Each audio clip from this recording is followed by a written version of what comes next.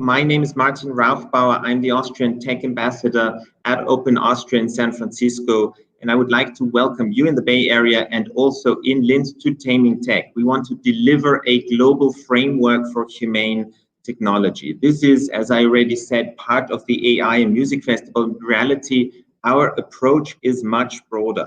Over the next hour, we're going to discuss what we can do as diplomats, policymakers, technologists, scientists, and last but not at all least artists, in order to tackle some of the increasingly obvious challenges, also opportunities we have as a society with technological developments such as artificial intelligence, machine learning, surveillance, our global media networks and their effects on our political systems and institutions, as well as what does it all mean for our human agency and dignity. So our goal here in this next hour is to discuss the right conditions for a humane technology. But we also, and in particularly, want to look at the role and potential of artists and art in all of this. What would happen if we manage to break into these silos between artists, policymakers, and technologists, bring them all together and create a framework for a better technology. This is what we discussed in this workshop that I already mentioned ago. And the workshop was designed by a number of important institutions, the Center for Humane Technology, Open Austria's Art and Tech Lab, the Grid, which is behind this festival exposure, Ars Electronica in Linz, and we are today live to Linz, and also Beaux-Arts in Brussels, and it was supported by the wonderful STARTS program of the European Commission. I want to say just a word about STARTS. It's driven by the conviction that technology combined with an artistic viewpoint also opens up valuable perspectives for research and even business opportunities through a holistic and human-centered approach, just as we heard before the Director General of DG Connect of the European Commission, Roberto Viola, mentioning the role as of art as a catalyst. So we want to discuss the findings of the workshop today and have gathered a fantastic panel where we bridge Europe and California, Silicon Valley and the arts, policy making and technology. And I would like to welcome our first panelist, Asa Raskin. Good morning, Asa, and I hope we can hear you as well. Asa, you're a writer, an entrepreneur, an inventor, an interface designer, and you're the co-founder of the Earth Species Project, as well as the Center for Humane Technology in San Francisco. You co-designed with us together this workshop. As I remember our first discussions with Clara Bloom, our festival co-director, and you, and when we envisaged Taming Tech at the end of last year, which was of course pre-corona. So my question would be, what was your intention then with Taming Tech, and what were the main questions you wanted it to address? Thanks so much, Martin. It's such a pleasure to be here, wherever here may be collectively. We are living through the climate change of culture, which is driven really by our digital infrastructure, which is inhumane because it's unsafe on any screen. We're forced to use digital infrastructure, which is extractive to us for the things that we need. And we're starting to face we're already in some very unprecedented times where technology is increasing its ability to cognitively dominate us. There's a kind of accelerating human hackability that we're feeling from all corners, everything from CRISPR on the biological side to the intense amounts of extremism, polarization, mental health issues, loneliness epidemics. These are all things caused by our social operating system, our digital infrastructure. And it's not necessarily a bad thing that human beings are, in a sense, persuadable. We could create the conditions in which our values are aligned with the incentives of our systems so that we can, have an extant species, because all of the biggest problems that we face are these kinds of collective action problems. But instead, our information environment, because it's optimized for surveillance capitalism that is stealing as much data about us as possible to build models about us that then leads to behavior capitalism, where our behaviors and our psychologies individually and at scale are manipulated and exploited for profit. What we have is a kind of unfettered, deregulated capitalism powered by massive supercomputers controlling massive persuasive environments, strip mining us for our data and conditioning our behavior. We need a new kind of protection for human agency and dignity. It's, I got asked this question a while ago by a friend, like, why is it that modern cultures systematically abuse farm animals? And the answer is, I think, very simple. It's the market conditions says that those companies that exploit, in which those cultures which exploit animals for resources are the ones that outcompete the other cultures.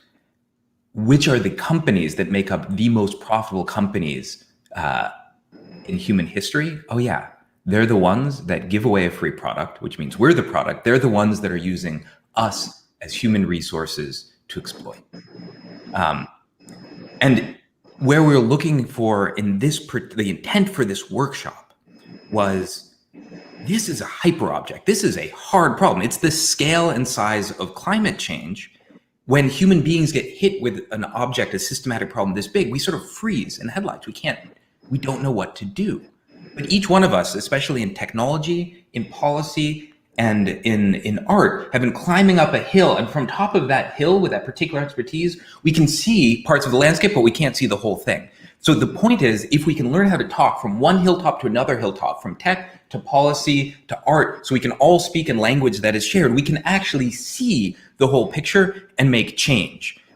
Fundamentally, this is a question of who do we want to be as a species? The power of our technology is now so strong that the values that we give it get written on back onto our society. It's starting to have the hand on the pen of history more so than culture or other driving forces. And that question of who do we want to be is the question that artists are best able to help us see, right? We think we've been looking into mirrors, but we're actually looking into as a funhouse mirror that we think is our screen. And it's worse, it's a one-way mirror, it's a lying, surveilling mirror. And what we need are real, true mirrors, which are artists reflecting back who we are and who we want to be.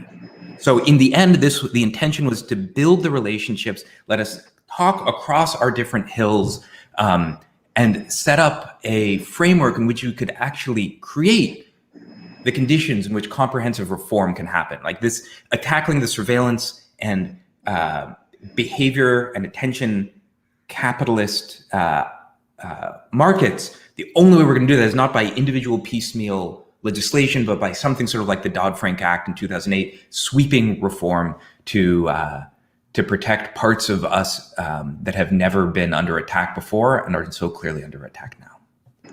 Well, thank you, Asa, and also thank you for this beautiful metaphor of the three hilltops where artists, policymakers, and technologists stand, and they all have a partial view, but the attempt of Taming Tech is to get a full picture, and that's a very beautiful metaphor about the role of artists. But I would like to bring one artist/researcher onto the panel who was actually also part of the workshop, Prima Vera De Filippi. Welcome to our panel.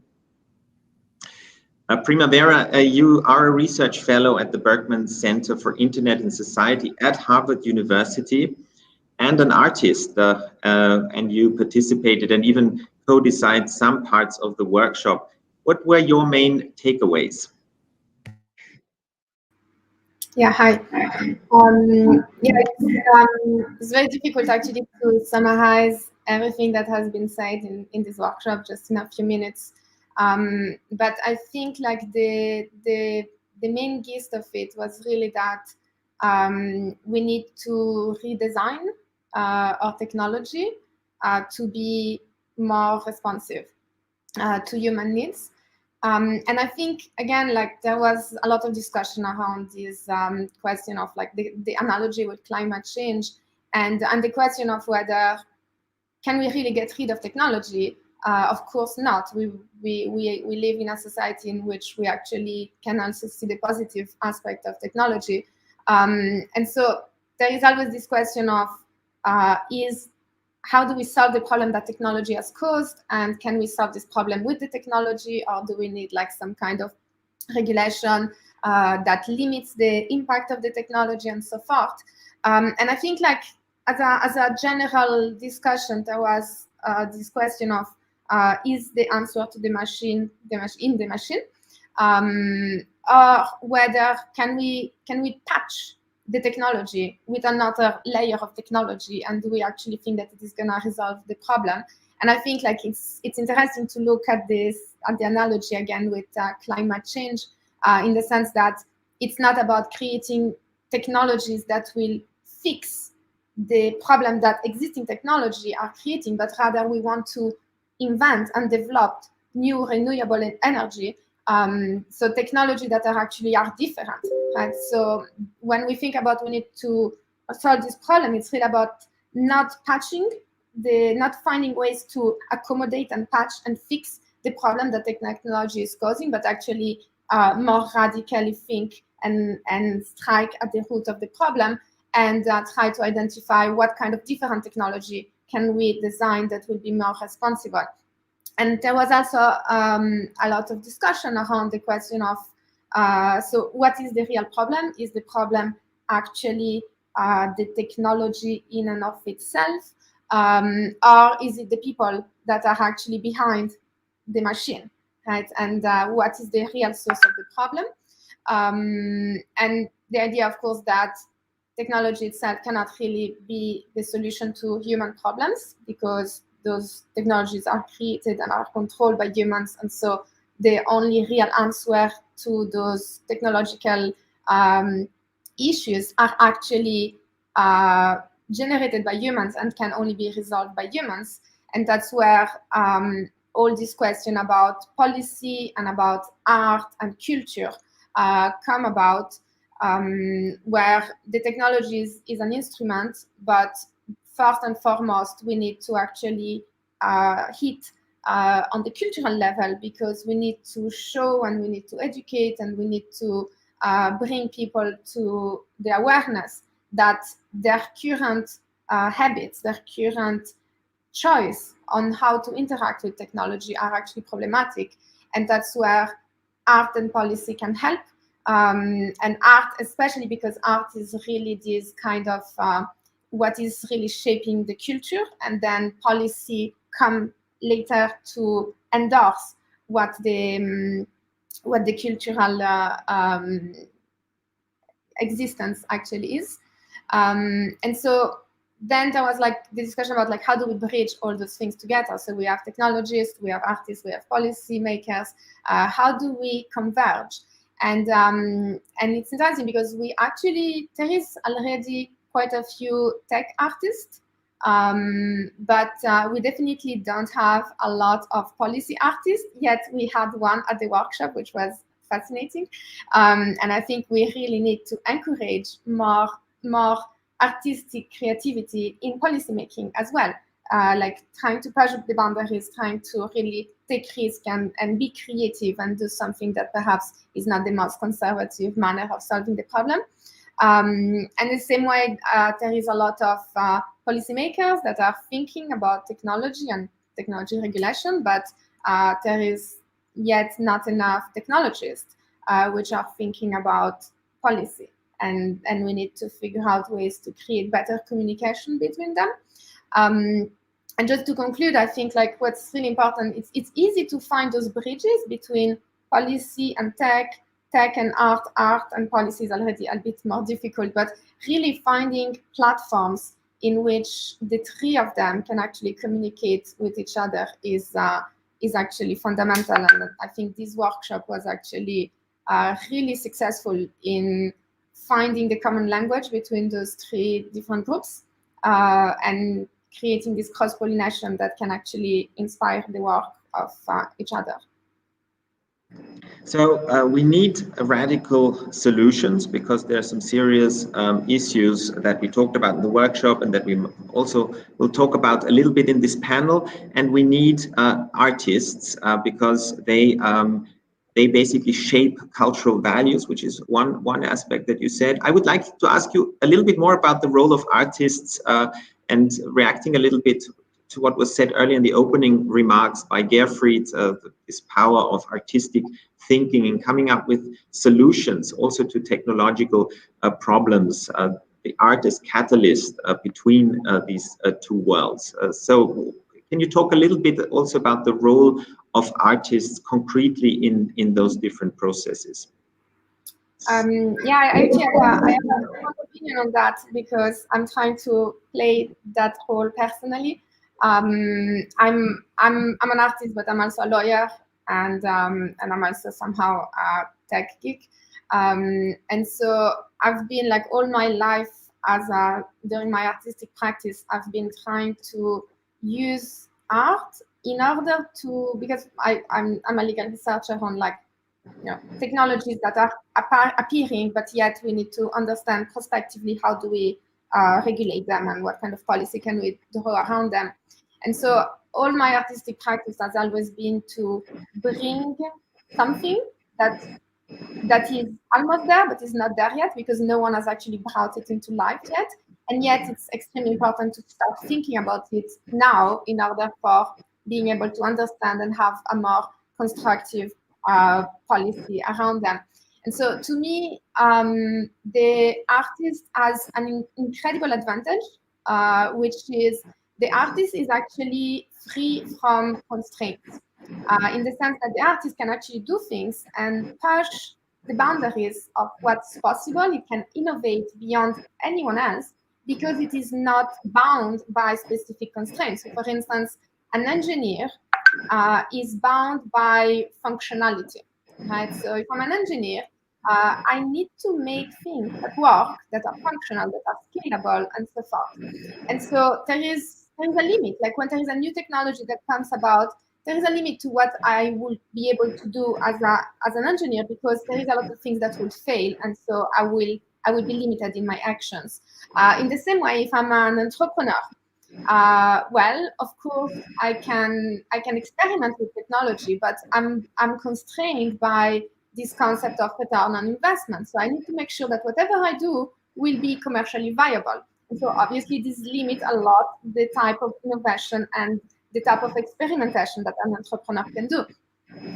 Policymakers or lawyers, of course, they are bound by this concept of, well, what the law can do and what today and how the law can evolve in a way that it doesn't break things. So there are all these constraints that are kind of limiting the realm of actions of pretty much every sector, except for artists, because actually artists, their only constraint is to do something that doesn't exist yet and that doesn't really make sense yet, because that's what makes them avant-garde.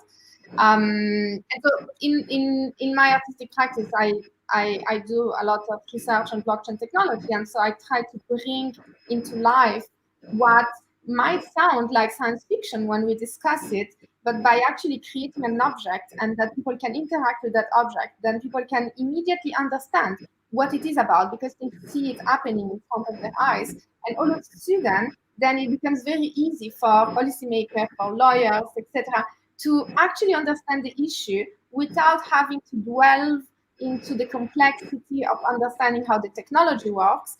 And at the same time, those things that are being made by artists can also inspire technologies and entrepreneurs, engineers to move towards in that direction because they saw that it's actually possible. They wouldn't have done it themselves because it's too risky. But once it has been shown and it has been experimented and the artist has pushed the boundaries of what's possible, then it creates this type of inspiration towards the authors. So to me, like the artist is kind of, in terms of innovators, the artist is the one that can push as the most extreme whenever there is a new technology, show what is possible, show what is not possible, and on the one hand, help entrepreneurs and technologies to actually be more radical in their innovations, and on the other hand, help policymakers foresee and envision beforehand what are the possible evolution of a technology and start understanding through the art, but also predicting or preparing at least the ground for those type of technology once they will be implemented by the tech world, how should they be regulated? Wonderful, Primavera. I think this idea of no constraints for the arts is a very beautiful thought. And we now actually have two policymakers on the panel, and I want to introduce the first one and talk about the kind of constraints policymaking faces, but also the kind of opportunities there are to shape technology in the right way. One of the things we wanted to do in this workshop is also bridge the two continents, Europe, California, Europe, and Silicon Valley. And I would like to welcome now Eva Meidel, who is a member of the European Parliament. Welcome to the panel, Eva. You are a Bulgarian politician and member of the European People's Party fraction in the European Parliament. And you work there on digital industry, startups, and you've also recently been appointed as a coordinator and speaker of artificial intelligence. What is, in your view, the European approach to taming tech, so to speak, and where do you see possibly also a role of the arts? So first of all, thank you very much for having me with you today. I hope the connection is good because I've heard that a couple of times it has cut down. If there is a problem, just drop me a message, please. Well, the European perspective. So I would use just a few words to try and describe where we are at the moment, or perhaps where we've been trying to get over the past couple of years. I think the most important thing is that the European Union sees tech not as a goal by itself, but in a way as an enabler for society, an enabler for industry, an enabler for our environment. Speaking of industry, for example, where we are traditionally strong, we would like to see more enhanced collaboration between tech companies and industry that develops in a way and embraces tech in order for it to be more competitive, in order for it to serve better consumers, and in order for it to create a better economic environment for Europe. But in order for us to do that, we've understood that there has to be trust in the technology that's being used, whether that technology is being used to reduce pollution, whether it's solving a societal problem, or is making industry more competitive, or where simply a customer is using and a consumer a certain technology herself. So that's why we want to see trustworthy, when we speak about AI, a trustworthy AI, a technology that basically works for our citizens. In practice, that would mean that we will work towards increasing the trust of ordinary citizens, not necessarily the ones that are tech savvy in technology. Because over the past couple of years, new technology has developed very fast, and citizens have not got acquainted so well with the way this technology has developed. And I don't personally think they have to know all the details, just like if policymakers are supposed to regulate, they don't need to be coders before that.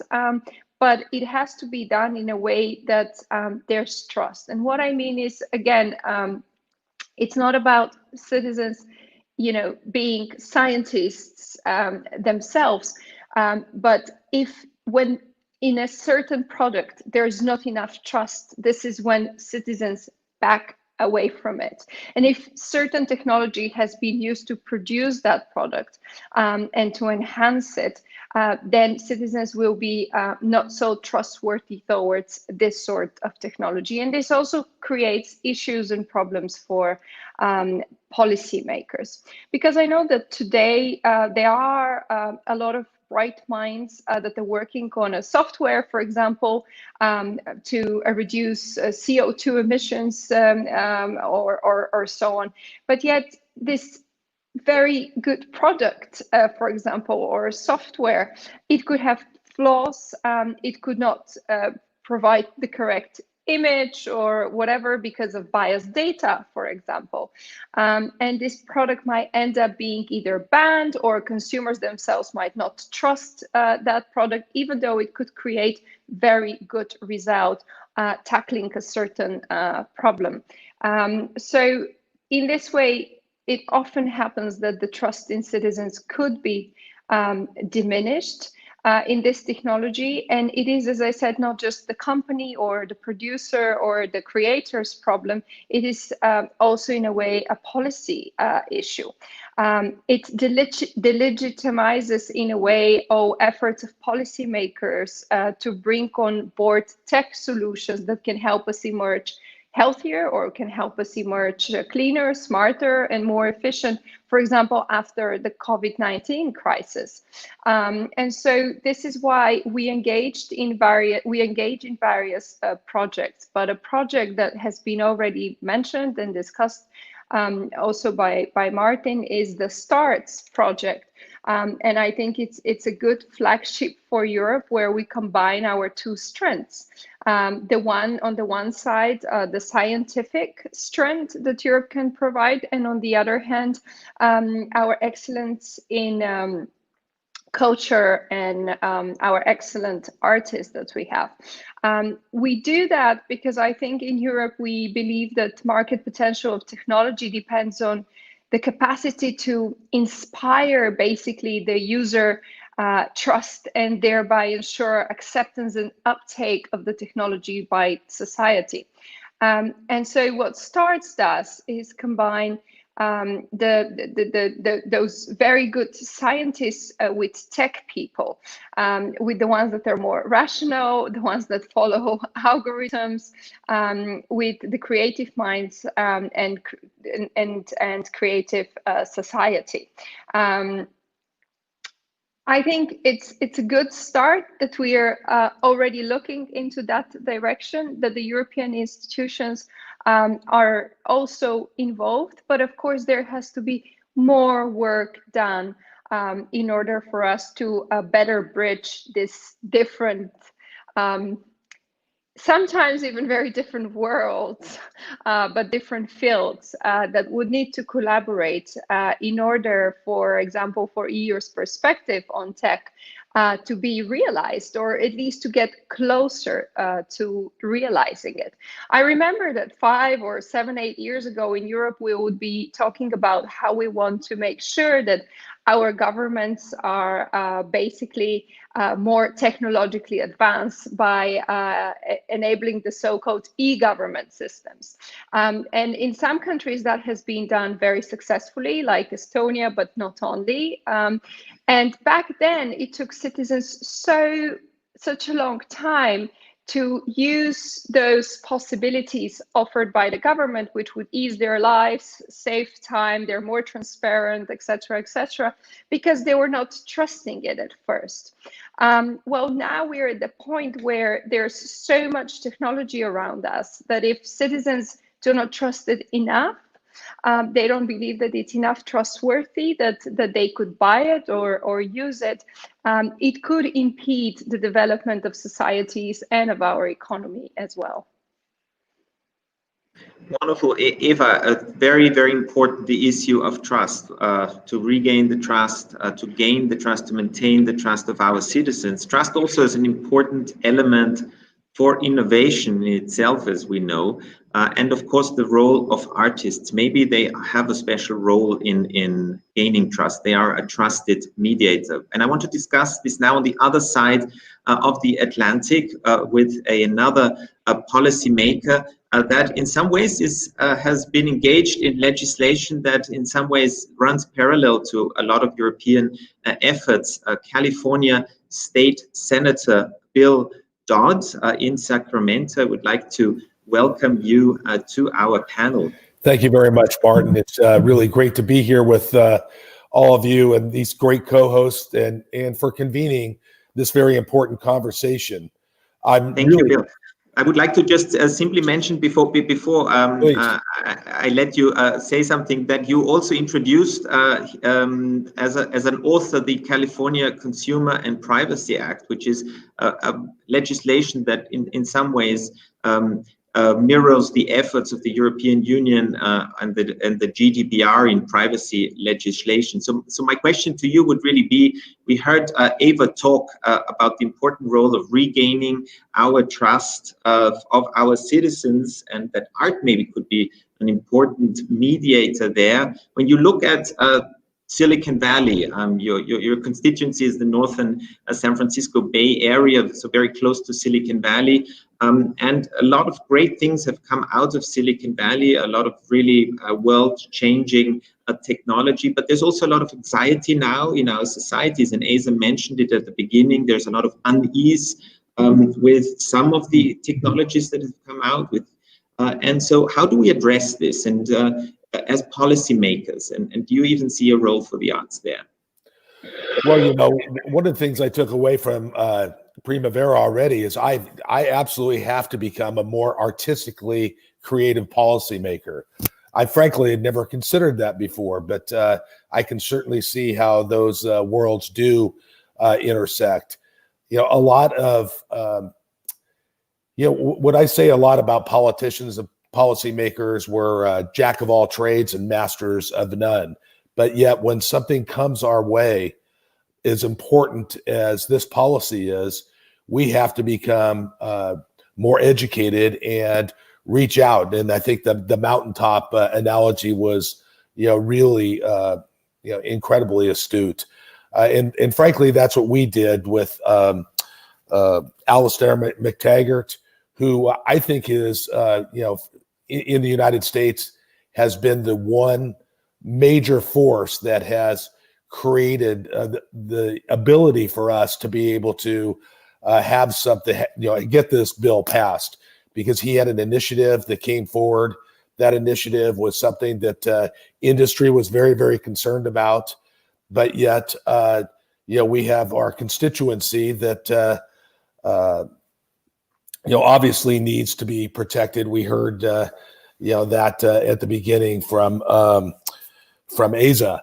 And so it's something that the hybrid of being able to have that initiative, being able to work with the policymakers, me and Senator Bob Hertzberg, Assembly Member Ed Chow, we were able to work together, you know, bringing these people together to try to do a better job.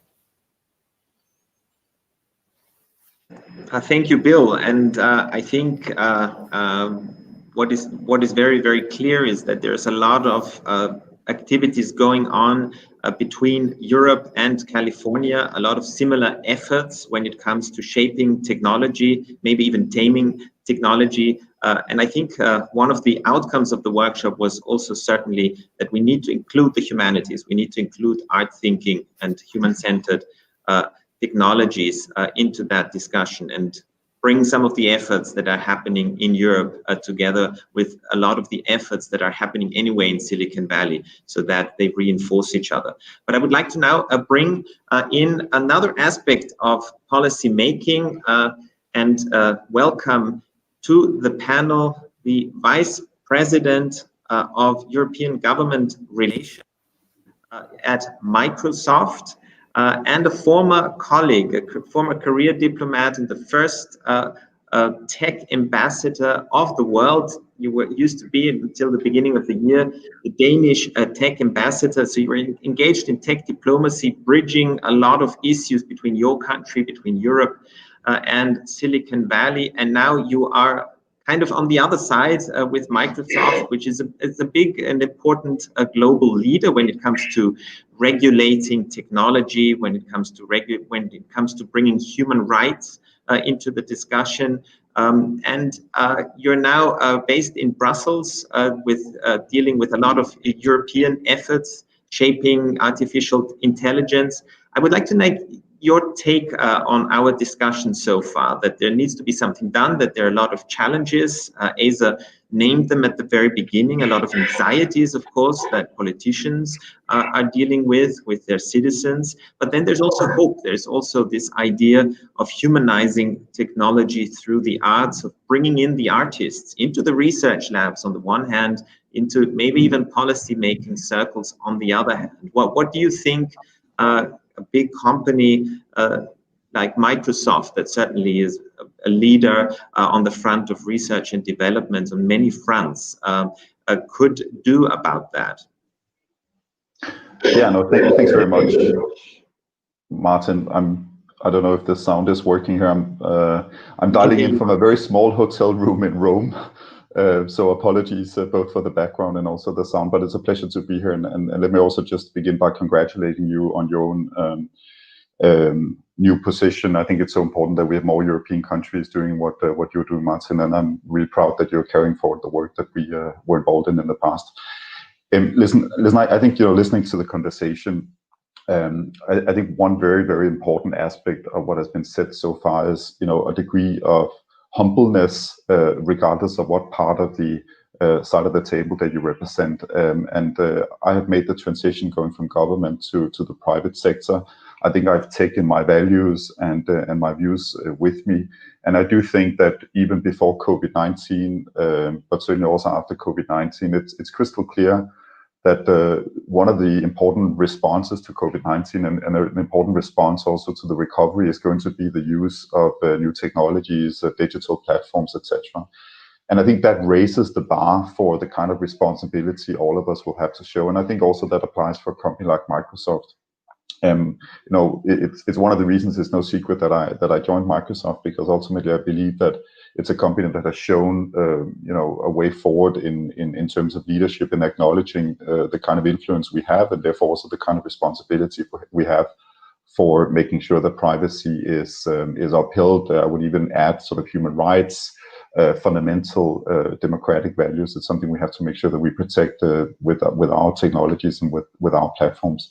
And I think one of the ways of doing that is in fact, what you're doing, Martin, and I think what Asa, Bill, Primavera, but also what my very good friend Eva mentioned before, and that is to make sure that we have bridge builders on all sides that understand the opposing views, and making sure that we bring those views into our conversations. And fundamentally, I'm a very, very big believer in sort of multi-stakeholder approaches to everything we do, whether it's some of the difficult issues that we're facing right now. Cybersecurity, unfortunately, is something that will not disappear.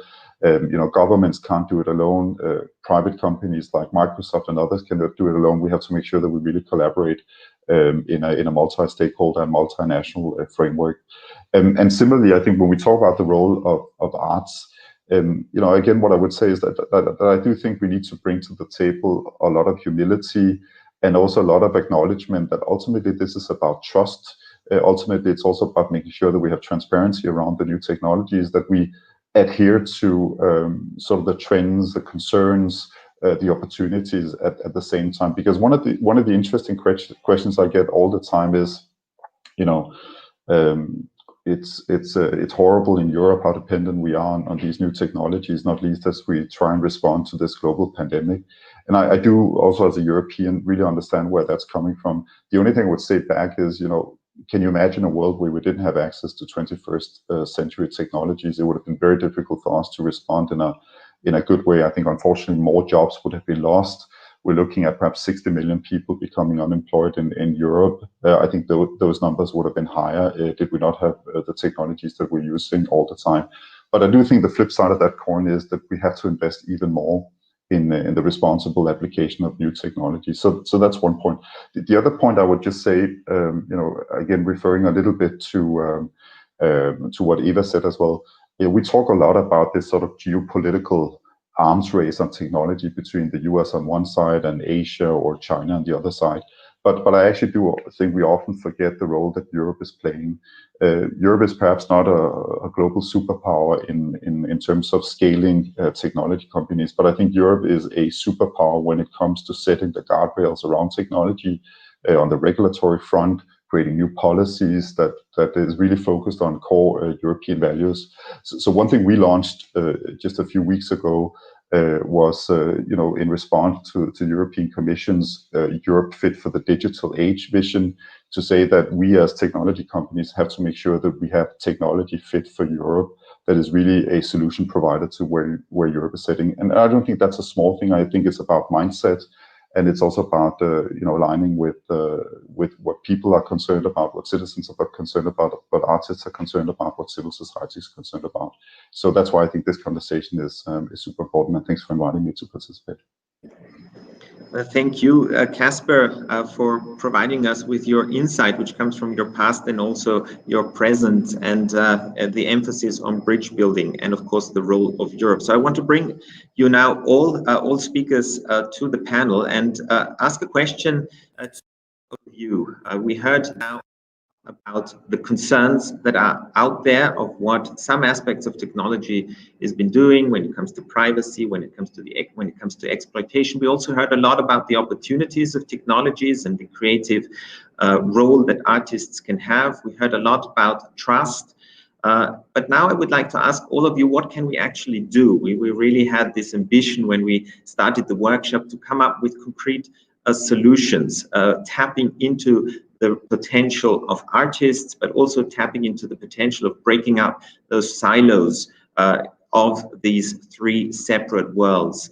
Maybe I will start again with you, Asa, but feel free to jump in, all of you, because the question is really addressed to all of you. What can we concretely do when we want to approach the issues that we've just heard about together? I think you need to unmute. Another example of technology silencing us. One of, I think, the most hopeful examples from the past that I know is tobacco, especially here in the US, where it wasn't messaging about tobacco being bad for us that finally created the political will to change. It was that the tobacco companies were lying to us. It was the hypocrisy of that manipulation that eventually switched sort of like collective will to do something. And I think it's very, very telling that none of the top executives in Silicon Valley companies let their own children use the technology, right? You could imagine that we have some legislation that says, hey, if you're going to make some piece of technology, at the very least, we're going to force your kids to have to use it too. Sort of it sort of binds the hands to make sure that like the people making the thing are feeling the pain of what they're creating. And what I liked about yesterday's discussion is that it sort of spanned from the small, which is like, let's increase the amount of transparency that the radicalization engines of YouTube, Facebook, et cetera, have. That is to say, make sure that they are responsible and have to publish the amount that any one piece of content is amplified, to sort of mid-level solutions of make sure that Facebook, Google, these social graphs are interoperable, that other companies can build new interfaces on top of them, to the incredibly large, which are saying we need fundamentally new kinds of human rights because our technology has a new sort of cognitive dominance that can like override ours. And so we need to have we're not allowed to be modeled or have our technology personalized, or just outright banning of surveillance capitalism and these kinds of unfettered, deregulated capitalist markets that are strip mining us for our own information. So I think it's like, it's really easy to get sucked back into these smaller frames of it's about personal relationships with technology, when really we need to be thinking about these large-scale economic reforms that changes the fundamental incentives by which these platforms are built. So you're saying we need to change the business models. In some ways, we need to change the biggest structures and systems. And then you're also alerting us that sometimes the best way with dealing with some of the problems of technology is just not using it or staying away from it in some ways. That's one of the things we discussed in the workshop. Any other ideas? Would anybody like to react to what Asa just said? Maybe I'll start with you, Primavera, and a little bit to you as well, the question, what do we need to do in order to bring those three worlds together to work on viable solutions? Yeah, so to me, like, I was actually very happy because after the workshop yesterday evening, I managed to see the Social Dilemma movie, which made it like a perfect cherry on the cake. And I started thinking about like all the discussion we had during the workshop and things like that. And I think this is like this there's this very difficult thing in creating human-centered technology, which is that on the one hand, it means that we need to understand humans in order to actually create technology that is centered around them. And on the other hand, the people that actually study humans, they also need to understand technology. And this is also like a very difficult discussion and communication to have. And it seems that right now, the few people that actually have both of those skill sets, that understand humans and technology, are the ones that are using technology to manipulate, like the persuasive technology people, right? So it is possible. And actually the fact that we have this dominant cognitive monopoly of those technology over our mind is actually due to this, like the understanding humans and understanding technology together can create something very powerful. And if only we could actually get those skills on the opposite side of the fence, trying to actually create technology that, because we understand humans, we also understand how we can actually design this technology. I think that will be a very important key.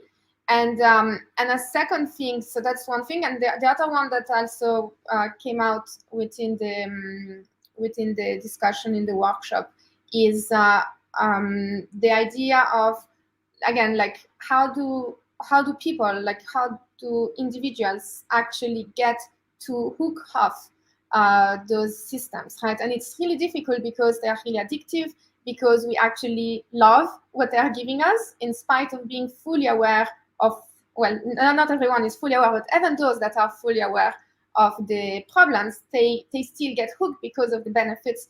And so how do we actually create a culture around that? And how do we actually create these like social norms by which, whether it's related to privacy or whether it's related to like human agency and so forth, but basically how I should be aware that using those technologies is actually harming myself and is actually impinging upon my own privacy. But I should also be wary, because having my friends or anyone within my social network using those technology is also affecting me negatively. And so I should have a say. And in the same way as we have like the secondhand smoking, in which people are saying, please don't smoke next to me because it is affecting me, we should feel entitled to actually ask people around us, please do not use those platforms, because by you using these platforms, you're actually giving all my personal data to those platforms as well,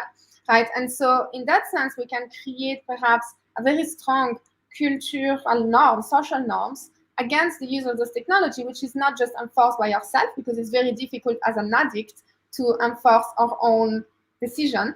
But when we have a social norm around it that are pressuring us, and when we're pressuring others about not using those technology, and I think like the key is probably like personal data, the idea that when you use those technologies, you're sharing collectively data that is not just your personal data, but is the personal data of all the people that you're connected with. I think that's a very powerful tactic to try and at least try and reduce the use of this technology. So those are very concrete proposals. Maybe I will turn to the policymakers, both within tech as well as within governments, sharing data. Also, how do we change our underlying culture? I want to pass that on to first maybe Casper, and then also give our two policymakers from Europe and California a go. Casper. I had hoped to come last here, but I will try and give it a shot. Listen, I actually, one thing I forgot to mention before, Martin, and it goes a little bit back to what Asa said and also Primavera. I think actually what you guys are saying is a little bit being the canary in the coal mine. I think you represent sort of where society is heading, and I think that's where arts and civil society plays a super important role, and why big technology companies and executives needs to listen. It's interesting when I go to Copenhagen and have lunch or coffee with my mother and ask her, are you more concerned about technology today than you were 5 years or 10 years ago? I think the answer is absolutely yes. My mother perhaps has an age where she's not sort of the generation that are super comfortable with technology in the first place, but I think the debate is in a very different spot today than it was even just a few years ago. And one of the reasons is, of course, some of the major scandals we've seen with data leaks, with misuse of personal information, disinformation, interference in elections, etc. And I think that has raised global awareness of the fact that these technologies are not necessarily neutral. You can use them for fantastic things. And I really want to emphasize, I think it's also important that the discussion doesn't flip in a direction where we sort of fail to see the opportunities, including in rectifying social injustices, trying to make the world more inclusive. But it has certainly raised awareness that we have to make sure that technology is not misused. And I think that's a shared responsibility. And I want to come completely clean in saying, that's something I think, the company I work for has said very clearly from the beginning. My boss, Brad Smith, had made this, statement several times and saying, we have an enormous responsibility in making sure that we roll out on our platforms that adheres to the highest standards in any way form. But I think we need to continue listening. I don't think I've met Esa, but I followed the work of you guys from the very beginning, not least when I was in the Bay Area. And people might think that there is sort of a contradiction in having conversations between big technology companies and the work that you guys are doing. I think nothing could be more wrong. I think it is super important that we try really to understand where this is coming from, and then that we try and become operational and concrete. Because one of the problems with this sort of human-centric approach to technology is that I think we need to drill down and become very concrete and very factual about what does that mean. First point. The second point, and I'll promise to shut up, is that I think inside big technology companies, and I'm a newbie here and I'm a newcomer in so many ways, I think it's fascinating to try and help make sure that we bring these discussions into not only among the executives, but also among the engineers that are building these new technologies and new platforms. Because I think it's so much more difficult to change something that has been built rather than trying to sort of mainstream these thoughts in from the very beginning. And I think this multidisciplinary approach is something we have to focus on as we move ahead. Maybe I would like to ask now our two policymakers.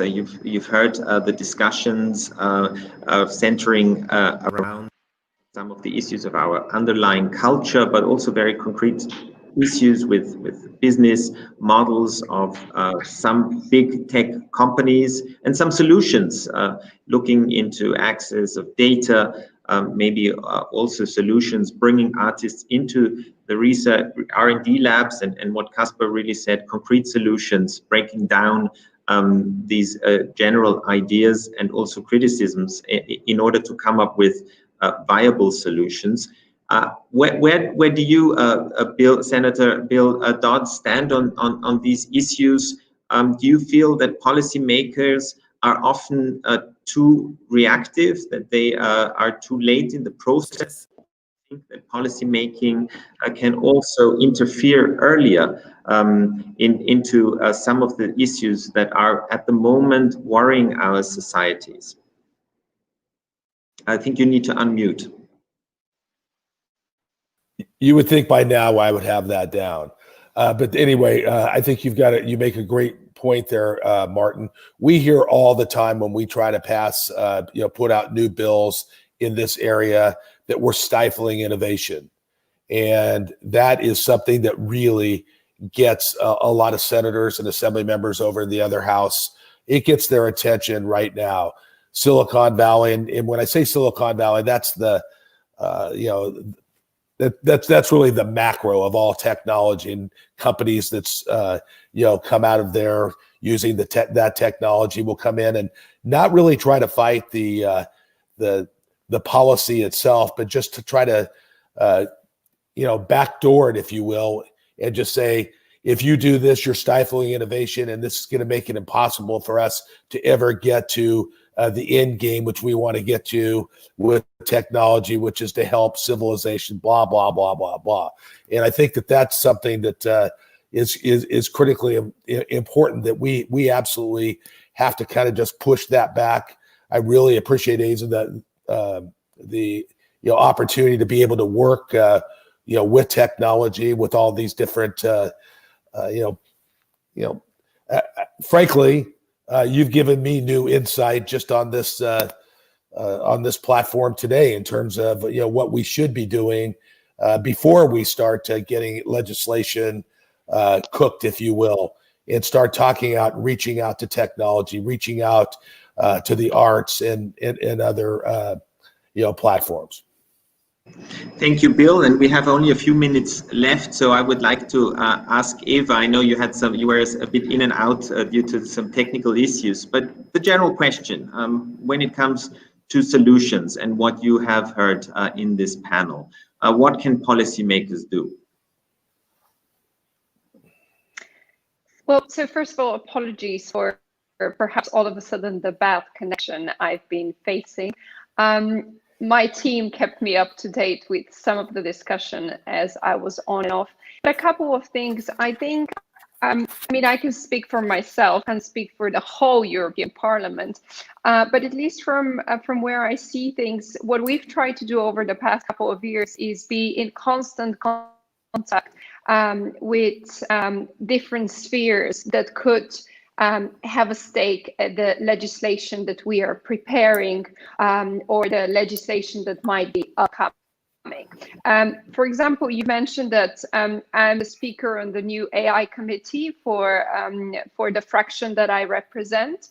Well, we're not planning to have any legislation yet, and perhaps there might be no legislation during this mandate, speaking particularly for AI. But what's very important is to use that time to gain more knowledge.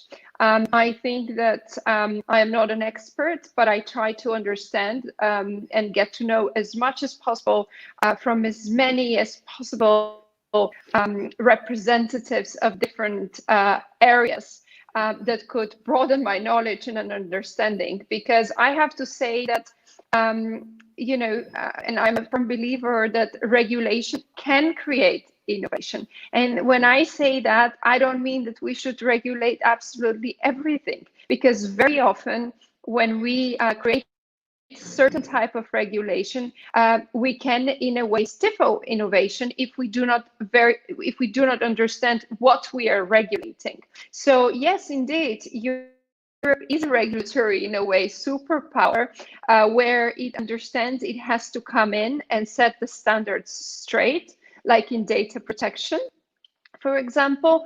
But I think we need to take a little bit our time when it comes to the fast, developing technologies, for us to better understand them and not jump into very quick conclusions.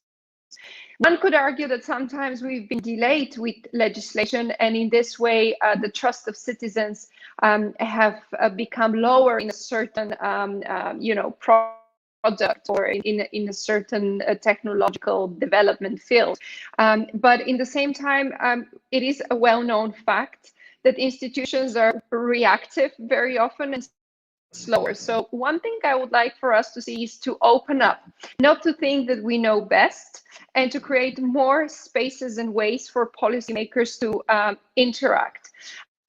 And this is why, I'll go back to that STARTS project, because I think this should not just be a flagship that we have to advertise and say, this is a great project. We need to be way more involved in order for us to understand. And it's a different type of policy making, I dare to say. And many of my colleagues are perhaps not familiar with that way of operating.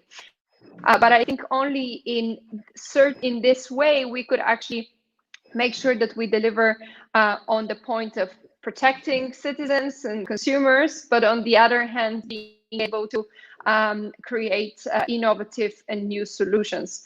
So I hope Eva, I think we have to unfortunately wrap it up now. We have to unfortunately wrap it out now, but there's very, very important points. We need to all open up. The STARTS program, a fantastic way to go. Also, of course, the grid has really that as its intention to bring together and open up these different types of policy makings, internal as well as external, as well as bringing artists into the research labs as well as into policy making. There was a great panel. I want to thank you. Good evening back there in Europe, and also we're kind of in the middle of the morning here on the West Coast in California. Thank you so much all for your time. I think there were some very, very important discussions that made us advance in this quest of taming tech, bringing together art, policy making, and technology in search of a humane technology framework. Thank you very much, all of you, for joining us.